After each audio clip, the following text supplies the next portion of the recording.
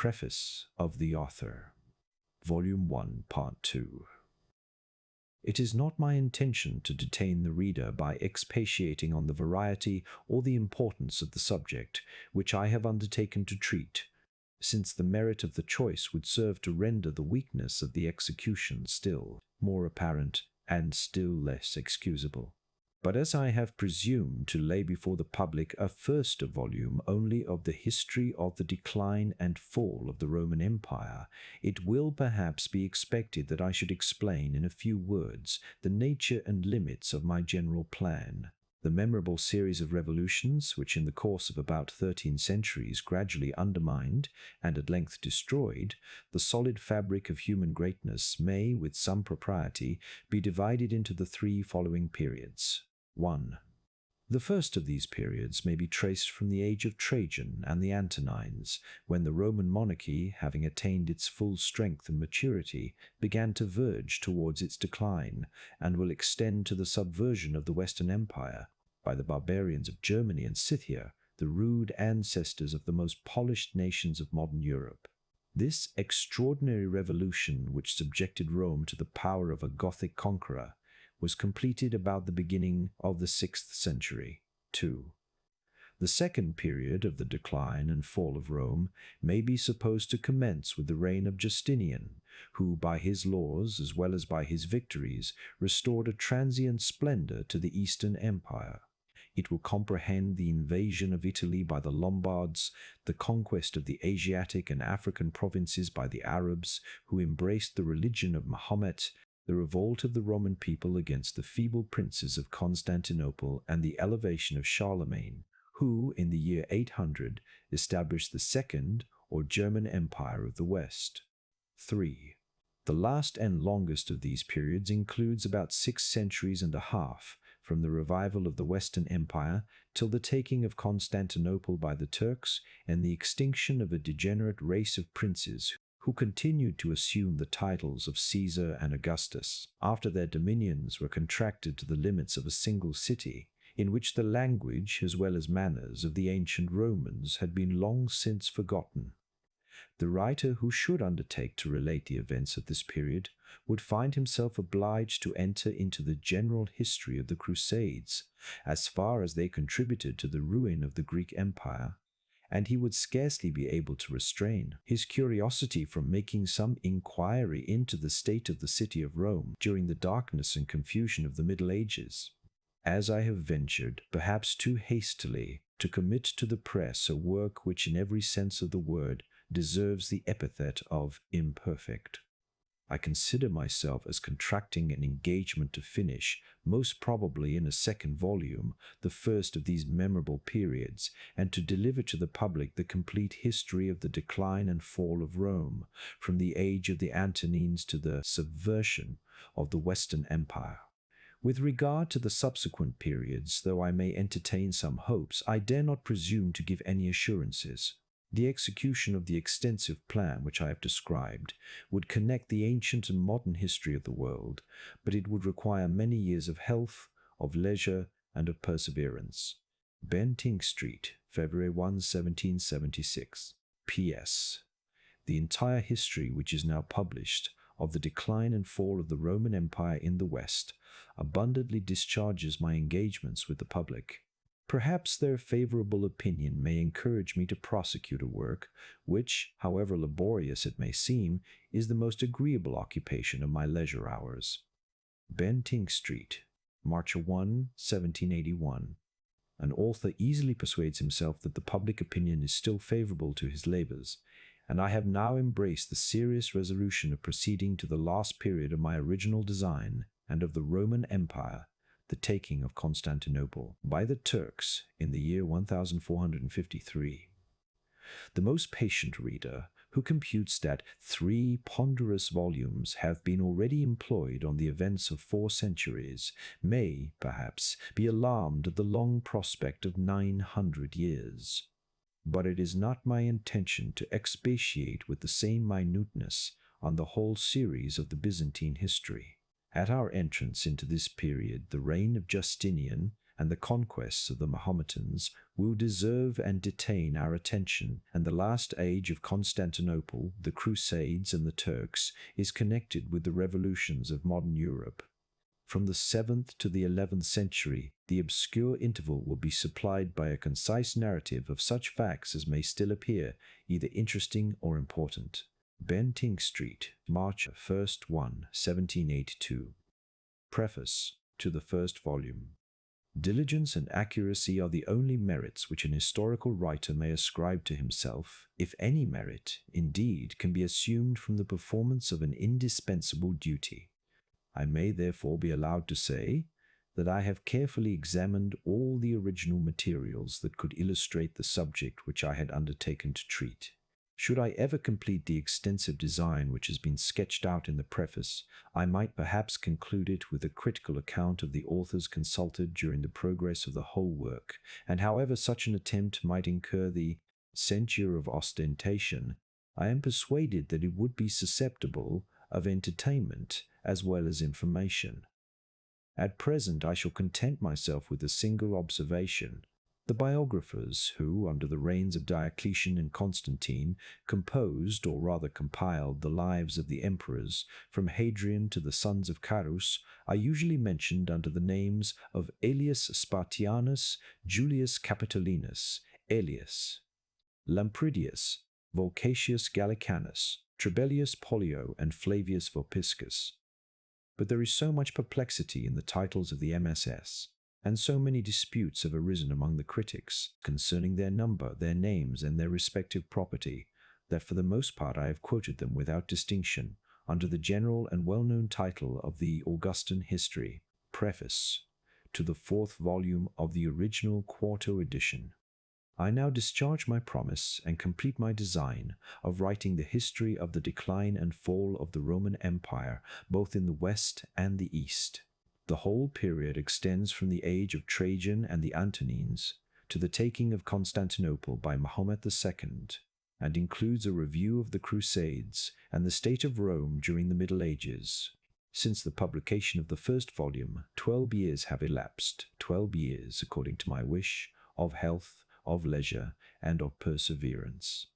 I may now congratulate my deliverance from a long and laborious service, and my satisfaction will be pure and perfect if the public favor should be extended to the conclusion of my work.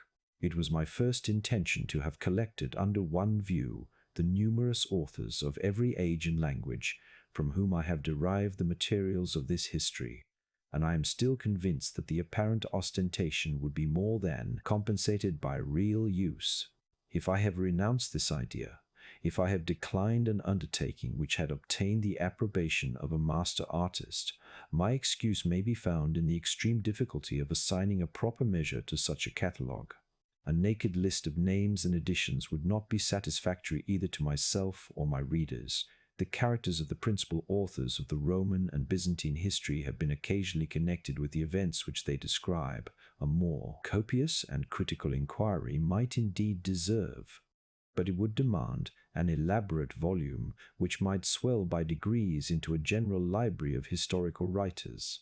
For the present, I shall content myself with renewing my serious protestation that I have always endeavored to draw from the fountainhead, that my curiosity, as well as a sense of duty, has always urged me to study the originals, and that, if they have sometimes eluded my search, I have carefully marked the secondary evidence on whose faith a passage or a fact were reduced to depend.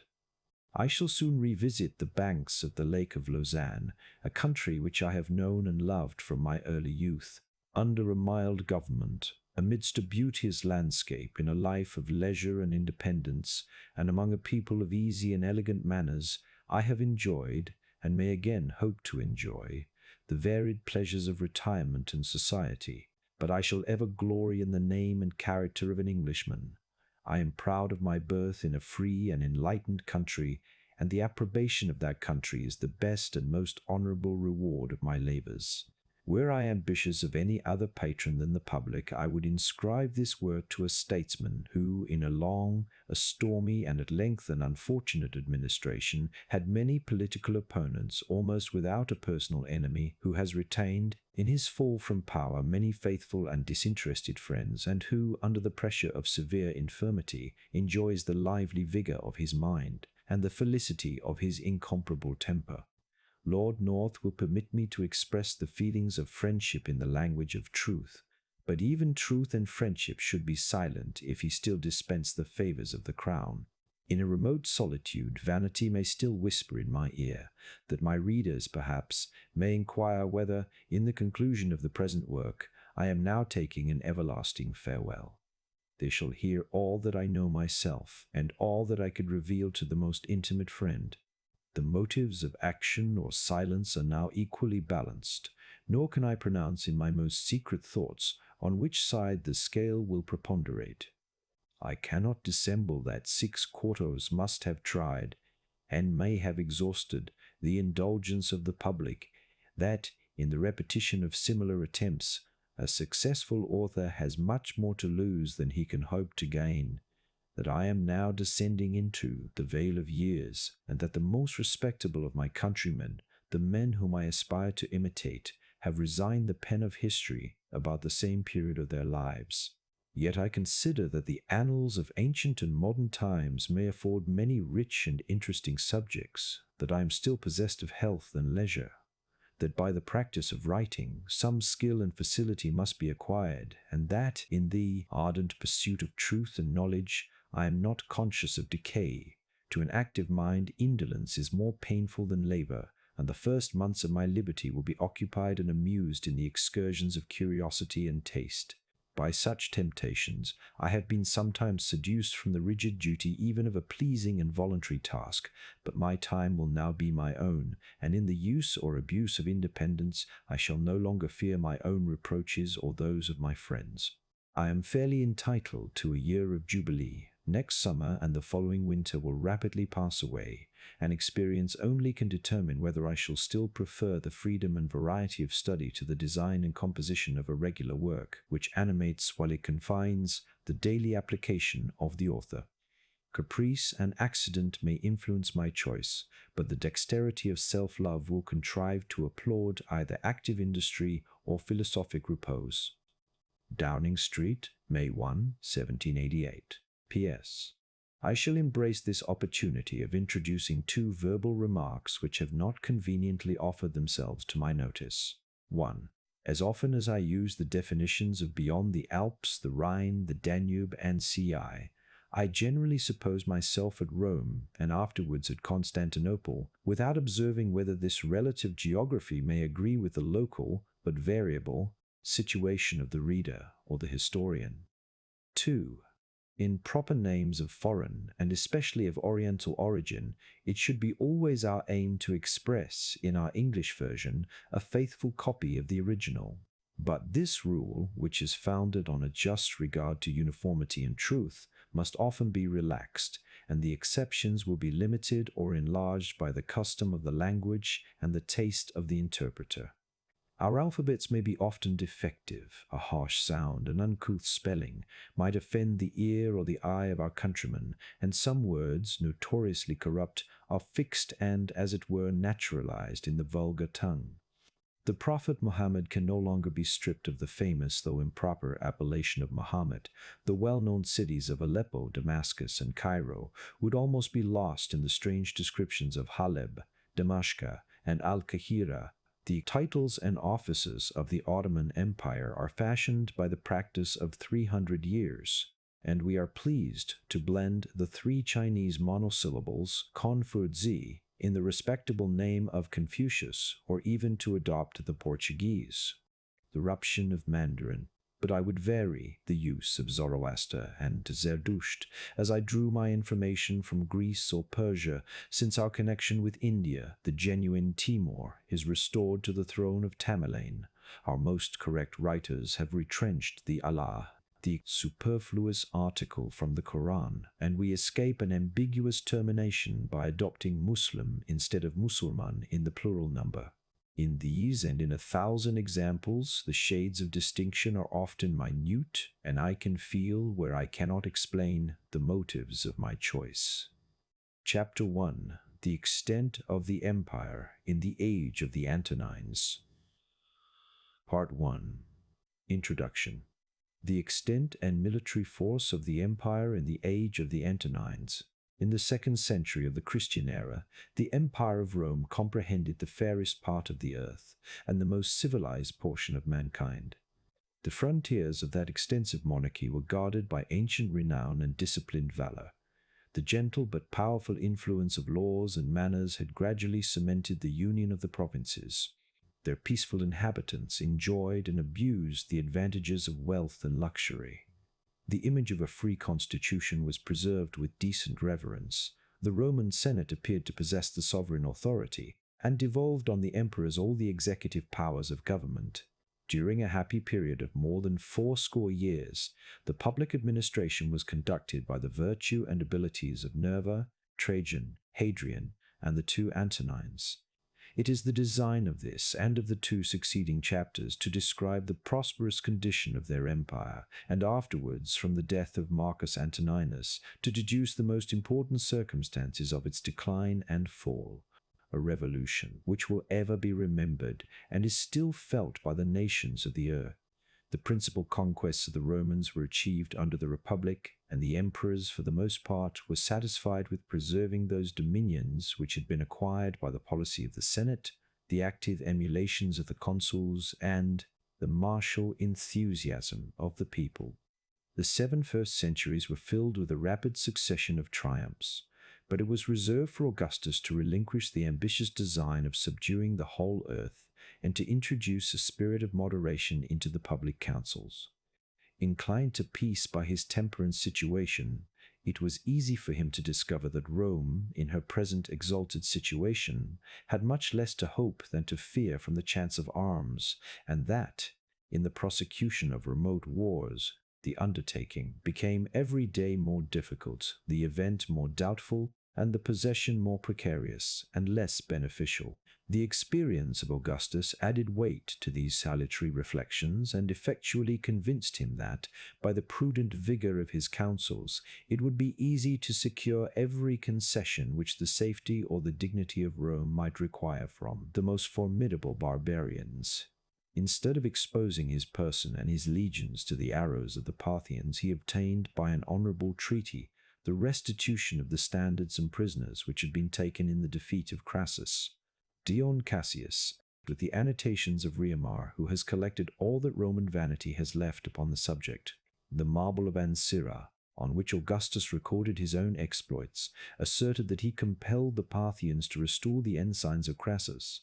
His generals, in the early part of his reign, attempted the reduction of Ethiopia and Arabia Felix. They marched near 1,000 miles to the south of the tropic, but the heat of the climate soon repelled the invaders and protected the unwarlike natives of those sequestered regions. The northern countries of Europe scarcely deserved the expense and labor of conquest. The forests and morasses of Germany were filled with a hardy race of barbarians who despised life when it was separated from freedom, and though, on the first attack, they seemed to yield to the weight of the Roman power, they soon, by a single act of despair, regained their independence and reminded Augustus of the vicissitude of fortune. On the death of that emperor, his testament was publicly read in the Senate. He bequeathed, as a valuable legacy to his successors, the advice of confining the empire within those limits which nature seemed to have placed as its permanent bulwarks and boundaries. On the west, the Atlantic Ocean, the Rhine and Danube; on the north, the Euphrates; on the east, and towards the south, the sandy deserts of Arabia and Africa. Note, it is this city of Merab that the Arabs say was the residence of Belkis, queen of Saba, who desired to see Solomon. A dam by which the waters collected in its neighborhood were kept back, having been swept away. The sudden inundation destroyed this city, of which, nevertheless, vestiges remain. It bordered on a country called Adramaut, where a particular aromatic plant grows. It is for this reason that we reel in the history of the Roman expedition that they were arrived within 3 days' journey of the Spice Country. The period of this flood has been copiously discussed by Reiske. Note 2, according to Strabo, the detailed account of Strabo makes the invaders fail before Marswaba. This cannot be the same place as Mariaba. Ukut observes that Aelius Gallus would not have failed for want of water before Mariaba. See M. Yorba. Dizos note above. Either, therefore, they were different places, or Strabo is mistaken. Ukut, Geographie de Griechen und Römer. Strabo, indeed, mentions Mariaba distinct from Marswaba. Gibbon has followed Pliny in reckoning Mariaba among the conquests of Gallus. There can be little doubt that he is wrong, as Gallus did not approach the capital of Sabah. Compare the note of the Oxford editor of Strabo. Happily for the repose of mankind, the moderate system recommended by the wisdom of Augustus was adopted by the fears and vices of his immediate successors.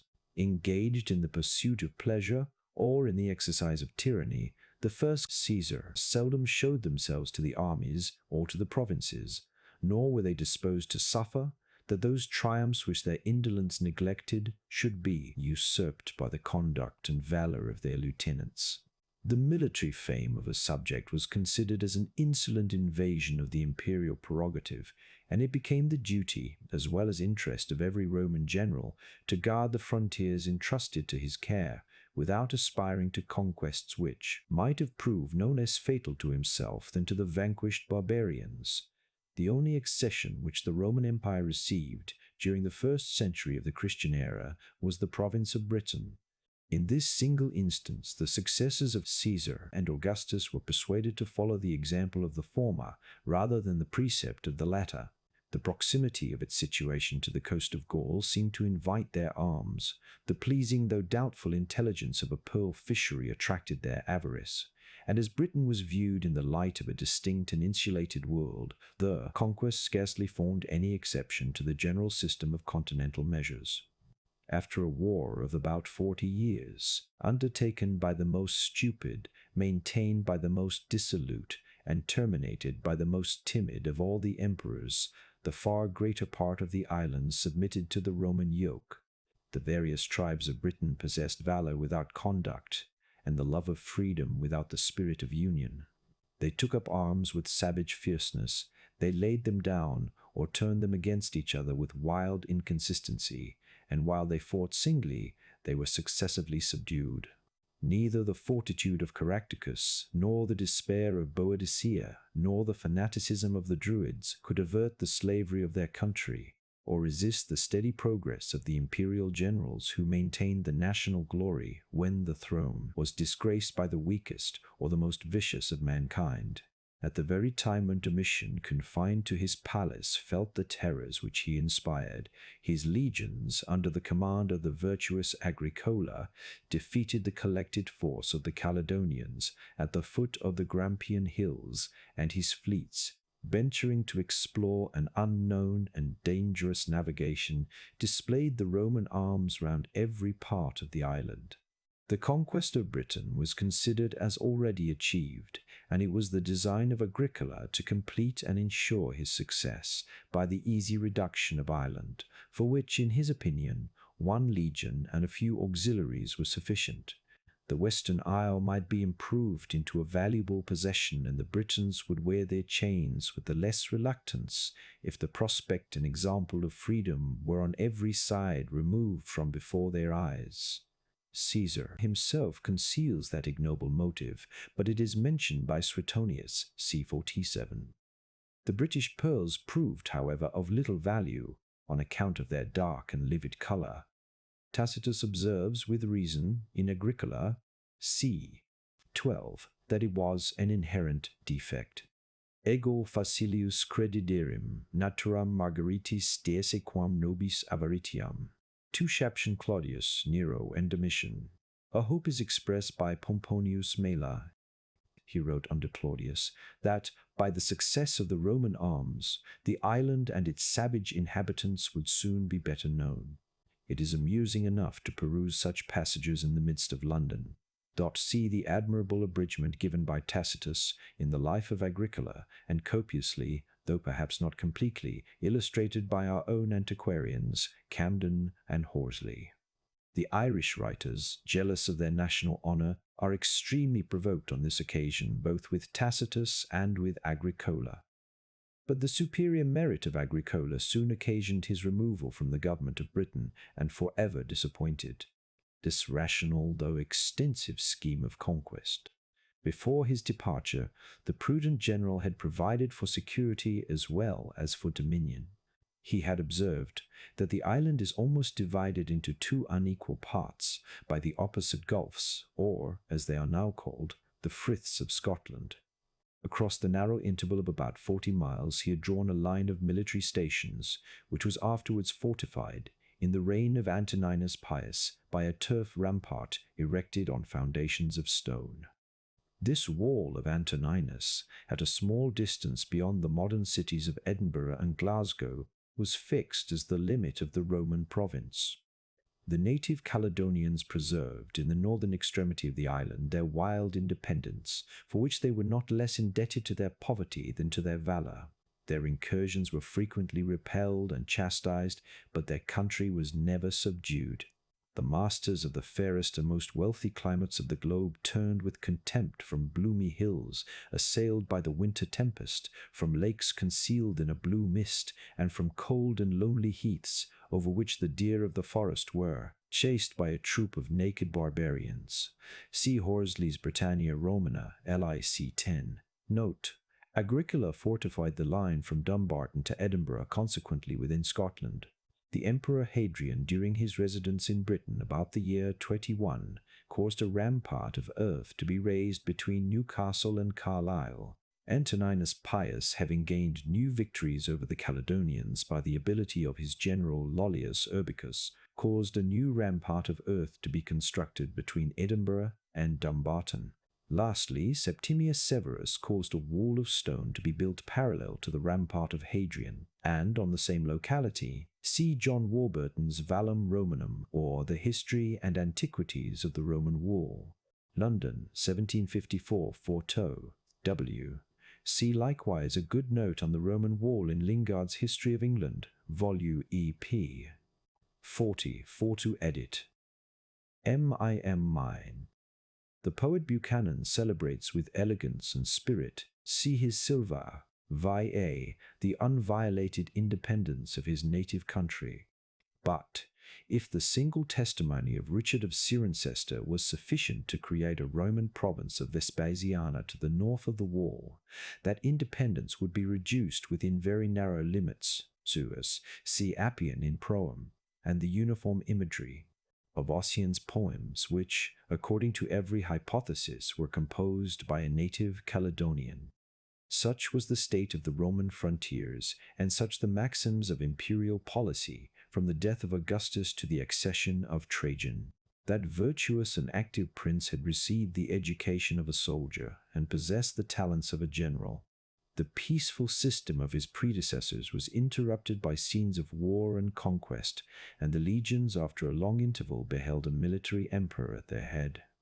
The first exploits of Trajan were against the Dacians, the most warlike of men, who dwelt beyond the Danube, and who, during the reign of Domitian, had insulted with impunity the majesty of Rome. To the strength and fierceness of barbarians they added a contempt for life, which was derived from a warm persuasion of the immortality and transmigration of the soul. Decebalus, the Dacian king, approved himself a rival not unworthy of Trajan, nor did he despair of his own and the public fortune till, by the confession of his enemies, he had exhausted every resource both of valor and policy. This memorable war, with a very short suspension of hostilities, lasted 5 years, and as the emperor could exert without control the whole force of the state, it was terminated by an absolute submission of the barbarians. The new province of Dacia, which formed a second exception to the precept of Augustus, was about 1,300 miles in circumference. Its natural boundaries were the Dniester, the Tis or Tibiscus, the lower Danube, and the Euxine Sea. The vestiges of a military road may still be traced from the banks of the Danube to the neighborhood of Bender, a place famous in modern history and the actual frontier of the Turkish and Russian empires. Trajan was ambitious of fame, and as long as mankind shall continue to bestow more liberal applause on their destroyers than on their benefactors, the thirst of military glory will ever be the vice of the most exalted characters. The praises of Alexander, transmitted by a succession of poets and historians, had kindled a dangerous emulation in the mind of Trajan. Like him, the Roman emperor undertook an expedition against the nations of the East, but he lamented with a sigh that his advanced age scarcely left him any hopes of equaling the renown of the son of Philip. Yet the success of Trajan, however transient, was rapid and specious. The degenerate Parthians, broken by intestine discord, fled before his arms. He descended the river Tigris in triumph, from the mountains of Armenia to the Persian Gulf. He enjoyed the honor of being the first, as he was the last, of the Roman generals who ever navigated that remote sea. His fleets ravaged the coast of Arabia, and Trajan vainly flattered himself that he was approaching towards the confines of India. Every day the astonished Senate received the intelligence of new names and new nations that acknowledged his sway. They were informed that the kings of Bosphorus, Colchos, Iberia, Albania, Osroene, and even the Parthian monarch himself had accepted their diadems from the hands of the emperor, that the independent tribes of the Median and Carduchian hills had implored his protection, and that the rich countries of Armenia, Mesopotamia, and Assyria were reduced into the state of provinces. But the death of Trajan soon clouded the splendid prospect, and it was justly to be dreaded that so many distant nations would throw off the unaccustomed yoke when they were no longer restrained by the powerful hand which had imposed it. Chapter 1. The Extent of the Empire in the Age of the Antonines. Part 2. It was an ancient tradition that when the capital was founded by one of the Roman kings, the god Terminus, who presided over boundaries, and was represented, according to the fashion of that age, by a large stone alone, among all the inferior deities, refused to yield his place to Jupiter himself. A favorable inference was drawn from his obstinacy, which was interpreted by the augurs as a sure presage that the boundaries of the Roman power would never recede. During many ages, the prediction, as it is usual, contributed to its own accomplishment. But though Terminus had resisted the majesty of Jupiter, he submitted to the authority of the Emperor Hadrian. The resignation of all the eastern conquests of Trajan was the first measure of his reign. He restored to the Parthians the election of an independent sovereign, withdrew the Roman garrisons from the provinces of Armenia, Mesopotamia, and Assyria, and, in compliance with the precept of Augustus, once more established the Euphrates as the frontier of the empire. Censure, which arraigns the public actions and the private motives of princes, has ascribed to envy a conduct which might be attributed to the prudence and moderation of Hadrian. The various character of that emperor, capable, by turns, of the meanest and the most generous sentiments, may afford some color to the suspicion. It was, however, scarcely in his power to place the superiority of his predecessor in a more conspicuous light than by thus confessing himself unequal to the task of defending the conquests of Trajan. Saint N. Augustine is highly delighted with the proof of the weakness of Terminus and the vanity of the augurs. See De Civitate Dei, EV 29. Note, the turn of Gibbon's sentence is Augustine's, plus Hadrianum regum hominum, quam regum deorum timuisse videatur. Mies 19. See the Augustine History, p5, Jerome's Chronicle, and all the epitomizers. It is somewhat surprising that this memorable event should be omitted by Dion, or rather by Schiphilin. The martial and ambitious spirit of Trajan formed a very singular contrast with the moderation of his successor. The restless activity of Hadrian was not less remarkable when compared with the gentle repose of Antoninus Pius.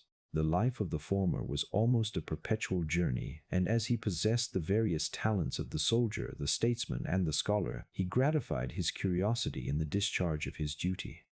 Careless of the difference of seasons and of climates, he marched on foot and bareheaded over the snows of Caledonia and the sultry plains of the Upper Egypt, nor was there a province of the empire which, in the course of his reign, was not honored with the presence of the monarch.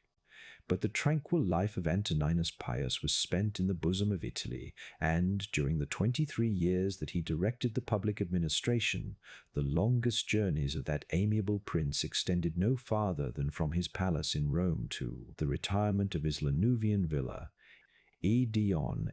If all our historians were lost, medals, inscriptions, and other monuments would be sufficient to record the travels of Hadrian.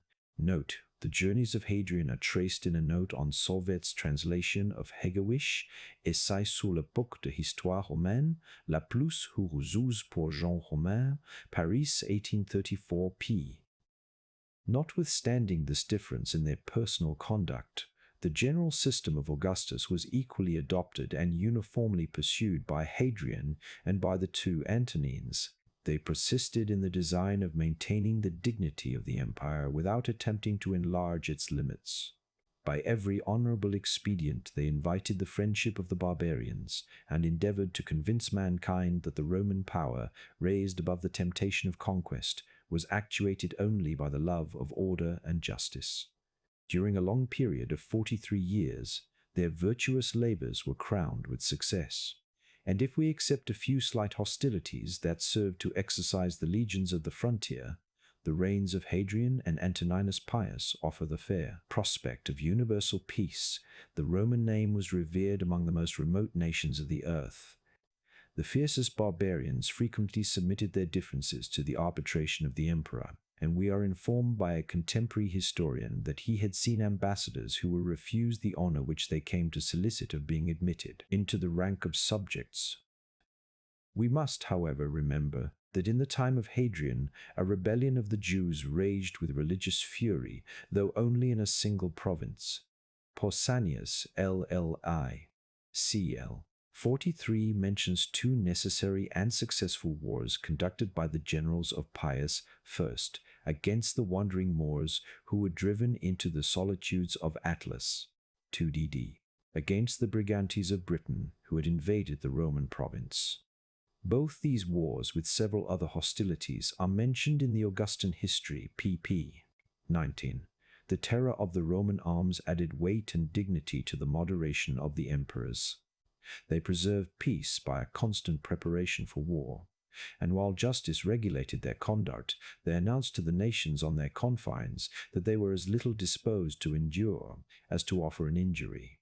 The military strength, which it had been sufficient for Hadrian and the elder Antoninus to display, was exerted against the Parthians and the Germans by the Emperor Marcus. The hostilities of the barbarians provoked the resentment of that philosophic monarch, and, in the prosecution of a just defense, Marcus and his generals obtained many signal victories, both on the Euphrates and on the Danube. The military establishment of the Roman Empire, which thus assured either its tranquility or success, will now become the proper and important object of our attention. Dion, August in Marco. The Parthian victories gave birth to a crowd of contemptible historians, whose memory has been rescued from oblivion and exposed to ridicule in a very lively piece of criticism of Lucian. In the purer ages of the Commonwealth, the use of arms was reserved for those ranks of citizens who had a country to love, a property to defend, and some share in enacting those laws, which it was their interest as well as duty to maintain. But in proportion as the public freedom was lost in extent of conquest, war was gradually improved into an art and degraded into a trade. The legions themselves, even at the time when they were recruited in the most distant provinces, were supposed to consist of Roman citizens. That distinction was generally considered either as a legal qualification or as a proper recompense for the soldier. But a more serious regard was paid to the essential merit of age, strength, and military stature. In all levies, a just preference was given to the climates of the north over those of the south. The race of men born to the exercise of arms was sought for in the country rather than in cities, and it was very reasonably presumed that the hardy occupations of smiths, carpenters, and huntsmen would supply more vigor and resolution than the sedentary trades which are employed in the service of luxury. After every qualification of property had been laid aside, The armies of the Roman emperors were still commanded, for the most part, by officers of liberal birth and education, but the common soldiers, like the mercenary troops of modern Europe, were drawn from the meanest and very frequently from the most profligate of mankind. The poorest rank of soldiers possessed above £40 sterling, deniers, halicon, a very high qualification at a time when money was so scarce that an ounce of silver was equivalent to £70 weight of brass. The populace, excluded by the ancient constitution, were indiscriminately admitted by Marius, see Sallust, de Bell, Jugurth, c. 91. Note on the uncertainty of all these estimates and the difficulty of fixing the relative value of brass and silver, compare Niebuhr. According to Niebuhr, the relative disproportion in value between the two metals arose in a great degree from the abundance of brass or copper. Compare also Dureau de la Malle, Économie politique des Romains, 1845.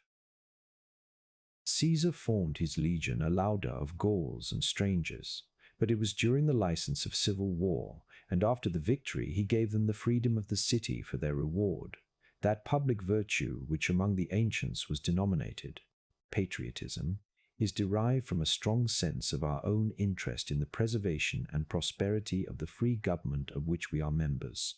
Such a sentiment, which had rendered the legions of the Republic almost invincible, could make but a very feeble impression on the mercenary servants of a despotic prince, and it became necessary to supply that defect by other motives of a different but not less forcible nature, honor and religion. The peasant or mechanic imbibed the useful prejudice that he was advanced to the more dignified profession of arms, in which his rank and reputation would depend on his own valor, and that, although the prowess of a private soldier must often escape the notice of fame, his own behavior might sometimes confer glory or disgrace on the company, the legion, or even the army to whose honors he was associated. On his first entrance into the service, an oath was administered to him with every circumstance of solemnity. He promised never to desert his standard, to submit his own will to the commands of his leaders, and to sacrifice his life for the safety of the emperor and the empire. The attachment of the Roman troops to their standards was inspired by the united influence of religion and of honor. The golden eagle which glittered in the front of the legion was the object of their fondest devotion, nor was it esteemed less impious than it was ignominious to abandon that sacred ensign in the hour of danger. These motives, which derived their strength from the imagination, were enforced by fears and hopes of a more substantial kind. Regular pay, occasional donatives, and a stated recompense after the appointed time of service alleviated the hardships of the military life, whilst on the other hand it was impossible for cowardice or disobedience to escape the severest punishment. The centurions were authorized to chastise with blows. The generals had a right to punish with death, and it was an inflexible maxim of Roman discipline that a good soldier should dread his officers far more than the enemy. From such laudable arts did the valor of the imperial troops receive a degree of firmness and docility unattainable by the impetuous and irregular passions of barbarians. Tacitus calls the Roman eagles bellorum deos. They were placed in a chapel in the camp, and with the other deities received the religious worship of the troops. Note, see also Dio. Cass. Thee si Gronovius de pecunia vetere. The Emperor Domitian raised the annual stipend of the legionaries to 12 pieces of gold, which, in his time, was equivalent to about 10 of our guineas. This pay, somewhat higher than our own, had been, and was afterwards, gradually increased according to the progress of wealth and military government. After 20 years' service, the veteran received 3,000 denarii, about £100 sterling, or a proportionable allowance of land.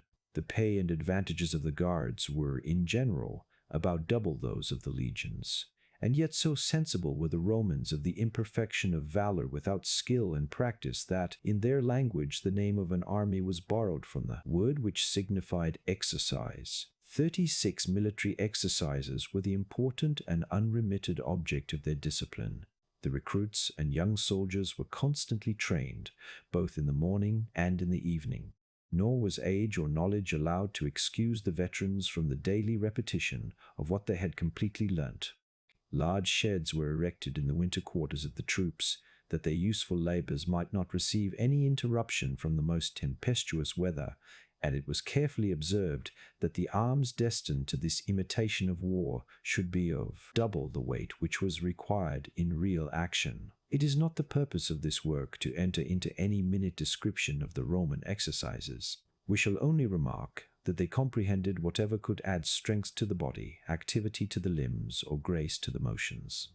The soldiers were diligently instructed to march, to run, to leap, to swim, to carry heavy burdens, to handle every species of arms that was used either for offense or for defense, either in distant engagement or in a closer onset, to form a variety of evolutions, and to move to the sound of flutes in the Pyrrhic or martial dance.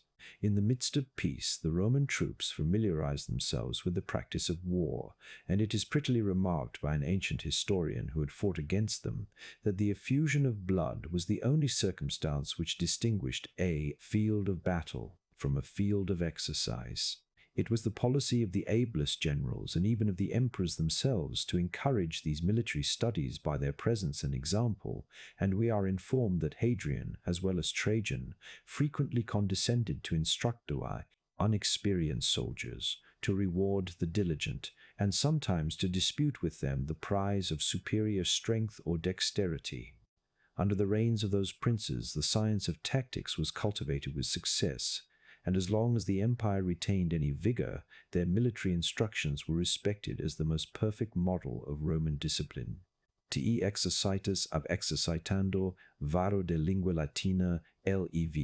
Cicero in Tusculan, Lii, 37:15.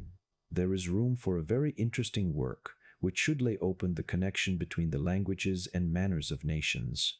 Note: I am not aware of the existence at present of such a work, but the profound observations of the late William von Humboldt in the introduction to his posthumously published essay on the language of the island of Java, Über die Kawi-Sprache, Berlin, 1836, may cause regret that this task was not completed by that accomplished and universal scholar. M. Square.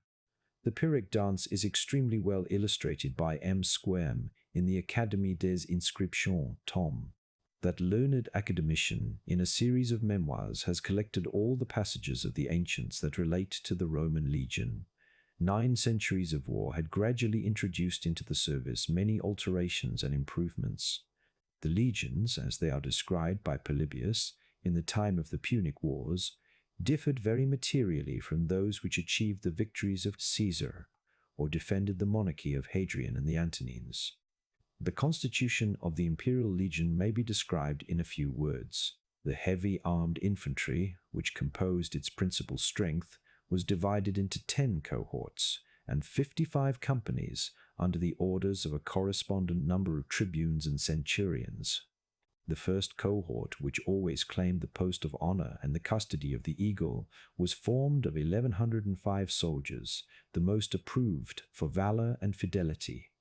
The remaining 9 cohorts consisted each of 555, and the whole body of legionary infantry amounted to 6,100 men. Their arms were uniform, and admirably adapted to the nature of their service: an open helmet with a lofty crest, a breastplate or coat of mail, greaves on their legs, and an ample buckler on their left arm. The buckler was of an oblong and concave figure, 4 feet in length and 2.5 in breadth, framed of a light wood, covered with a bull's hide, and strongly guarded with plates of brass. Besides a lighter spear, the legionary soldier grasped in his right hand the formidable pilum, a ponderous javelin whose utmost length was about 6 feet, and which was terminated by a massy triangular point of steel of 18 inches. This instrument was indeed much inferior to our modern firearms, since it was exhausted by a single discharge, at the distance of only 10 or 12 paces. Yet when it was launched by a firm and skilful hand, there was not any cavalry that durst venture within its reach, nor any shield or corslet that could sustain the impetuosity of its weight. As soon as the Roman had darted his pilum, he drew his sword and rushed forwards to close with the enemy. His sword was a short, well-tempered Spanish blade that carried a double edge and was alike suited to the purpose of striking or of pushing. But the soldier was always instructed to prefer the latter use of his weapon, as his own body remained less exposed, whilst he inflicted a more dangerous wound on his adversary. The legion was usually drawn up 8 deep, and the regular distance of 3 feet was left between the files as well as ranks. A body of troops habituated to preserve this open order, in a long front and a rapid charge, found themselves prepared to execute every disposition which the circumstances of war or the skill of their leader might suggest. The soldier possessed a free space for his arms and motions, and sufficient intervals were allowed, through which seasonable reinforcements might be introduced to the relief of the exhausted combatants. The tactics of the Greeks and Macedonians were formed on very different principles. The strength of the phalanx depended on 16 ranks of long pikes wedged together in the closest array. But it was soon discovered by reflection, as well as by the event, that the strength of the phalanx was unable to contend with the activity of the legion. Vegetius de Re Militari, L2C1. In the purer age of Caesar and Cicero, the word miles was almost confined to the infantry. Under the Lower Empire and the times of chivalry, it was appropriated almost as exclusively to the men-at-arms who fought on horseback. In the time of Polybius and Dionysius of Halicarnassus, LVCC, the steel point of the pilum seems to have been much longer. In the time of Vegetius, it was reduced to a foot or even 9 inches. I have chosen a medium. See Arrian's Tactics. With the true partiality of a Greek, Arrian rather chose to describe the phalanx of which he had read than the legions which he had commanded. The cavalry, without which the force of the legion would have remained imperfect, was divided into 10 troops or squadrons. The first, as the companion of the first cohort, consisted of 132 men, whilst each of the other 9 amounted only to 66. The entire establishment formed a regiment, if we may use the modern expression, of 726 horse, naturally connected with its respective legion, but occasionally separated to act in the line, and to compose a part of the wings of the army. The cavalry of the emperors was no longer composed, like that of the ancient republic, of the noblest youths of Rome and Italy, who, by performing their military service on horseback, prepared themselves for the offices of senator and consul, and solicited by deeds of valor the future suffrages of their countrymen.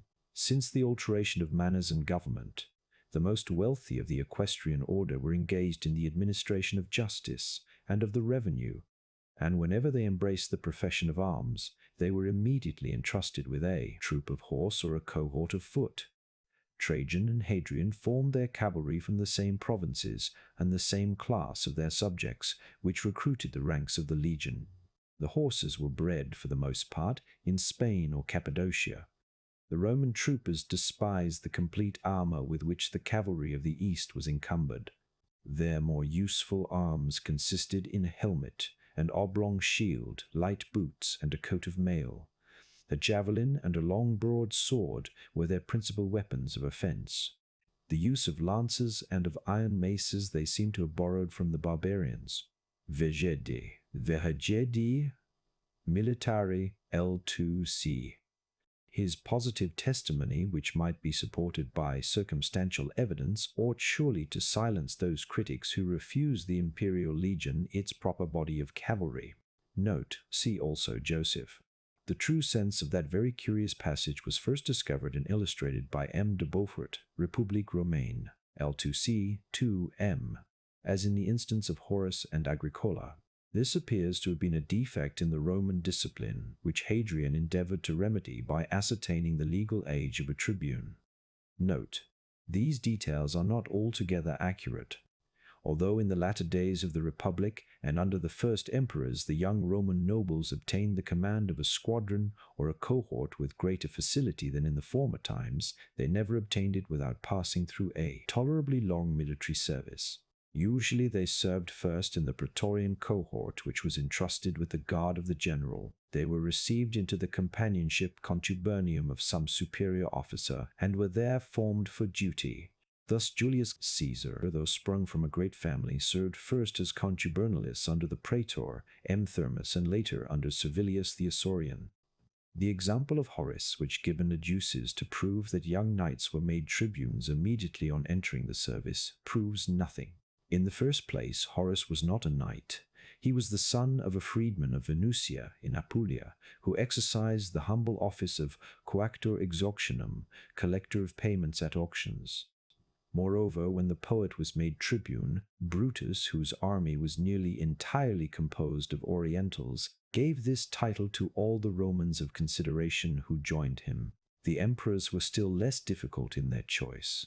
The number of tribunes was augmented, the title and honors were conferred on persons whom they wished to attack to the court. Augustus conferred on the sons of senators sometimes the tribunate, sometimes the command of a squadron. Claudius gave to the knights who entered into the service, first the command of a cohort of auxiliaries, later that of a squadron, and at length, for the first time, the tribunate. Sweat in cloud, with the notes of Ernesti, the abuses that arose caused by the edict of Hadrian, which fixed the age at which that honor could be attained. This edict was subsequently obeyed, for the Emperor Valerian, in a letter addressed to Mulvius Gallienus, praetorian prefect, excuses himself for having violated it in favor of the young Probus, afterwards emperor, on whom he had conferred the tribunate at an earlier age on account of his rare talents. Vopisc, in prob, though already invested with the title of tribune, was contubernalis in Britain with Suetonius Paulinus, Tachy, Agier. 5. M. The safety and honor of the empire was principally entrusted to the legions, but the policy of Rome condescended to adopt every useful instrument of war. Considerable levies were regularly made among the provincials, who had not yet deserved the honorable distinction of Romans. Many dependent princes and communities dispersed round the frontiers were permitted for a while to hold their freedom and security by the tenure of military service. Even select troops of hostile barbarians were frequently compelled or persuaded to consume their dangerous valor in remote climates and for the benefit of the state. All these were included under the general name of auxiliaries, and howsoever they might vary according to the difference of times and circumstances, their numbers were seldom much inferior to those of the legions themselves. Among the auxiliaries, the bravest and most faithful bands were placed under the command of prefects and centurions and severely trained in the arts of Roman discipline, but the far greater part retained those arms to which the nature of their country, or their early habits of life, more peculiarly adapted them. By this institution, each legion, to whom a certain proportion of auxiliaries was allotted, contained within itself every species of lighter troops and of missile weapons, and was capable of encountering every nation, with the advantages of its respective arms and discipline. Nor was the legion destitute of what in modern language would be styled a train of artillery. It consisted in 10 military engines of the largest, and 55 of a smaller size, but all of which, either in an oblique or horizontal manner, discharged stones and darts with irresistible violence. Marcus Antoninus obliged the vanquished Squadi and Marcomanni to supply him with a large body of troops, which he immediately sent into Britain. Dion Cassius. Those who fix a regular proportion of as many foot and twice as many horse confound the auxiliaries of the emperors with the Italian allies of the Republic. Chevalier Follade, Polybe, he prefers them in many respects to our modern cannon and mortars. We may observe that the use of them in the field gradually became more prevalent, in proportion as personal valor and military skill declined with the Roman Empire. When men were no longer found, their place was supplied by machines. See Vegetius, EI.